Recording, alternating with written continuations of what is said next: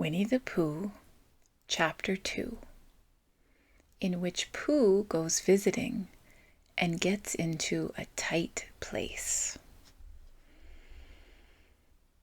Edward Bear, known to his friends as Winnie the Pooh, or Pooh for short, was walking through the forest one day, humming proudly to himself.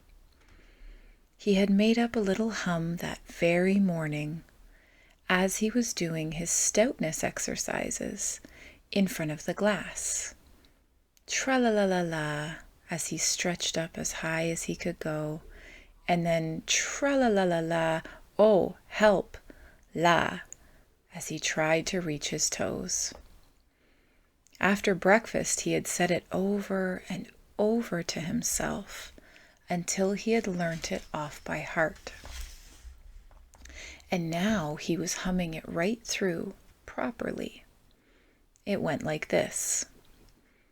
Tra-la-la-la-la, tra-la-la-la-la, tra-la-la-la-la, tra-la-la-la-la, rum-tum tiddle-um-tum, tiddle-iddle, tiddle-iddle, tiddle-iddle, tiddle-iddle, rum-tum-tum tiddle-um. Well, he was humming this hum to himself, and walking gaily along, wondering what everybody else was doing and what it felt like being somebody else, when suddenly he came to a sandy bank, and in the bank was a large hole. "Ha-ha!" said Pooh. "Rum-tum tiddle-um-tum. If I know anything about anything, that hole means rabbit," he said, "and rabbit means company," he said, "and company means food and listening to me humming and such like. Rum-tum-tum-tiddle-um." So he bent down, put his head into the hole, and called out, "Is anybody at home?" There was a sudden scuffling noise from inside the hole, and then silence. "What I said was, 'Is anybody at home?'" called out Pooh very loudly. "No," said a voice, and then added, "You needn't shout so loud. I heard you quite well the first time." "Bother," said Pooh. "Isn't there anybody here at all?" "Nobody."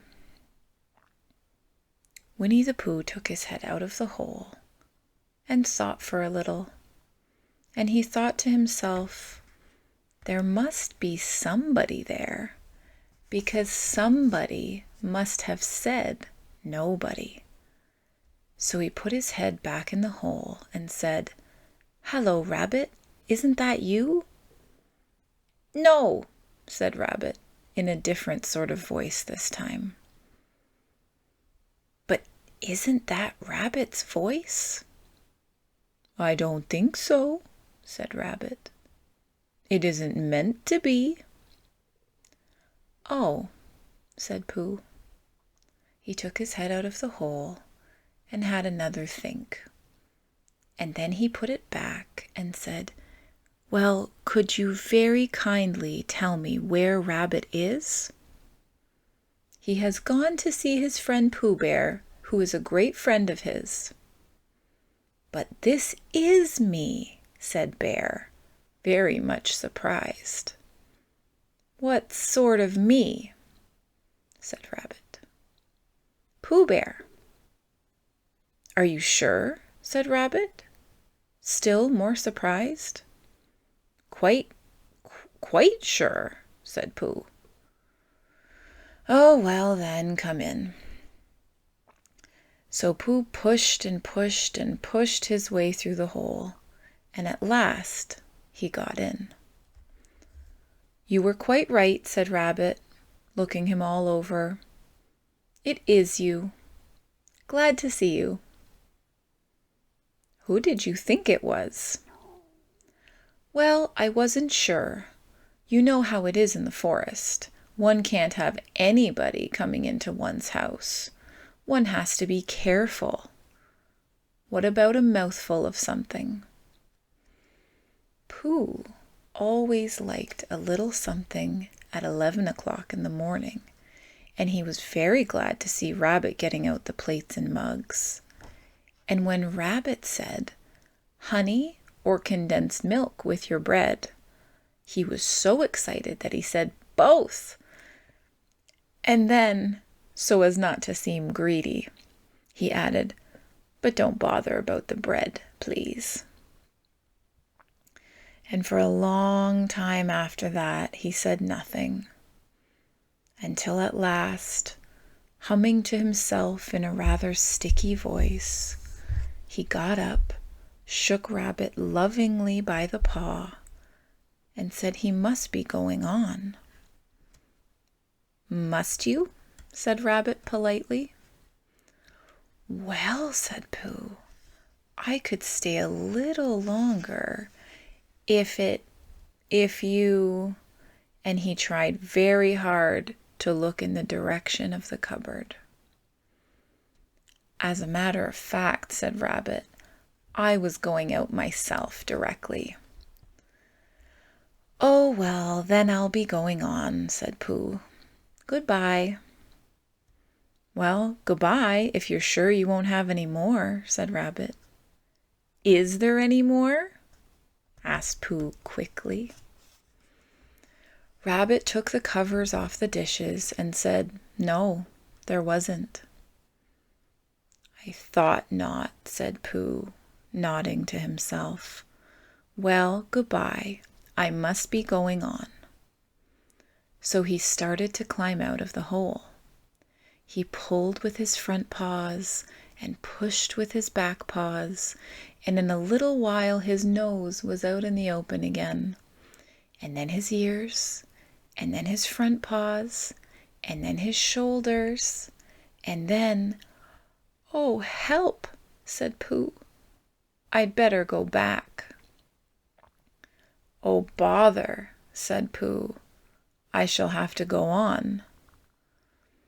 "I can't do either," said Pooh. "Oh, help and bother." Now by this time, Rabbit wanted to go for a walk too, and finding the front door full, he went out by the back door, and came round to Pooh and looked at him. "Hello, are you stuck?" he said. "No," said Pooh carelessly. "Just resting and thinking and humming to myself." "Here, give us a paw." Pooh Bear stretched out a paw, and Rabbit pulled and pulled and pulled. "Ow!" cried Pooh. "You're hurting." "The fact is," said Rabbit, "you're stuck." "It all comes," said Pooh crossly, "of not having front doors big enough." "It all comes," said Rabbit sternly, "of eating too much."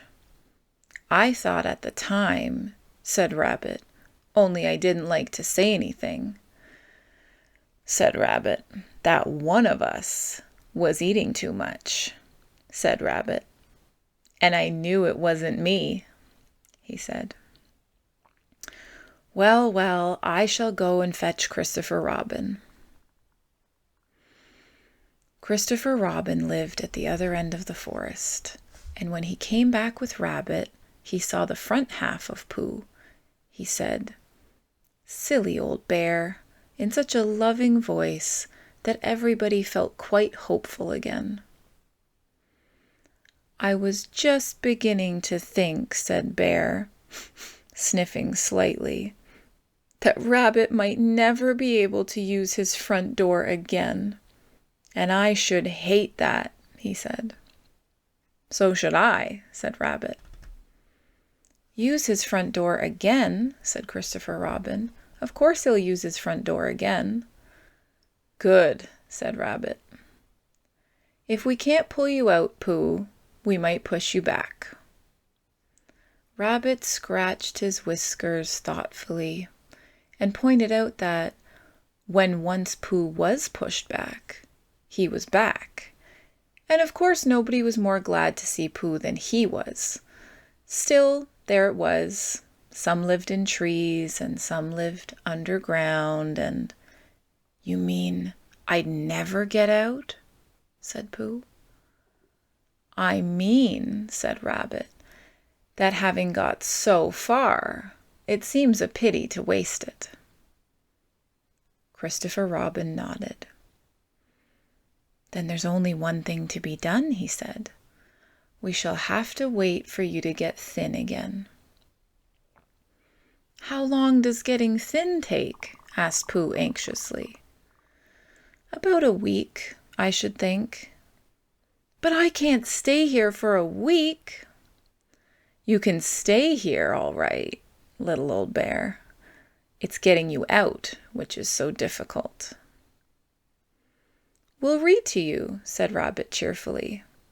"And I hope it won't snow," he added. "And I say, old fellow, you're taking up a good deal of room in my house. Do you mind if I use your back legs as a towel horse? Because I mean, there they are, doing nothing, and it would be very convenient just to hang the towels on them." "A week," said Pooh gloomily. "What about meals?" "I'm afraid no meals," said Christopher Robin, "because of getting thin quicker. But we will read to you." Bear began to sigh, and then found he couldn't because he was so tightly stuck. And a tear rolled down his eye, and he said, "Then would you read a sustaining book, such as would help and comfort a wedged bear in great tightness?" So for a week, Christopher Robin read that sort of book at the north end of Pooh, and Rabbit hung his washing on the south end. And in between, Bear felt himself getting slenderer and slenderer. And at the end of the week, Christopher Robin said, "Now!" So he took hold of Pooh's front paws, and Rabbit took hold of Christopher Robin, and all of Rabbit's friends and relations took hold of Rabbit, and they all pulled together. And for a long time, Pooh only said, "Ow!" and "Oh!" And then all of a sudden, he said, "Pop!" just as if a cork were coming out of a bottle. And Christopher Robin and Rabbit and all Rabbit's friends and relations went head over heels backwards, and on top of them came Winnie the Pooh, free. So with a nod of thanks to his friends, he went on with his walk through the forest, humming proudly to himself. But Christopher Robin looked after him lovingly and said to himself, "Silly old bear,